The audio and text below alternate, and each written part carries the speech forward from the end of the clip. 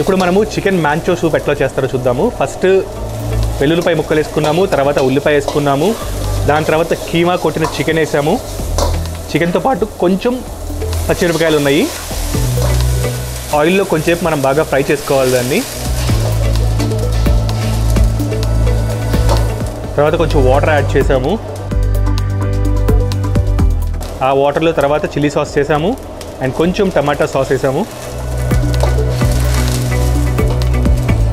Vinegar కొంచెం వేసాము, focus అవుతుంది కదా. కొంచెం సాల్ట్, మీకు చైనీస్ ఐటమ్ కాబట్టి చైనీస్ కావాలి అనుకుంటే చైనీస్ సాల్ట్ కొంచెం వేసుకోవచ్చు, లేదు అని చెప్పంటే అసలు వేసుకోకుండా వేసుకోవచ్చు. దీంట్లో కూడా కొంచెం మనం పెప్పర్ వేసాము. సో సూప్ కాబట్టి మనకు కంపల్సరీ లిక్విడ్ ఉండాలి.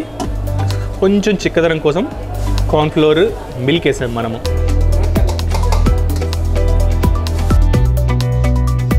సో కార్న్ఫ్లోర్ మిల్క్ వేయటం మూలంగా కొంచెం మనకి గట్టిగా కూడా అవుతుంది, థిక్గా వస్తుంది సూప్ అనేది.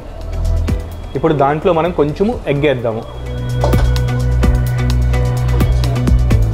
కొంచెం స్ప్రింగ్ ఆనియన్ వేసాము. Soup ready.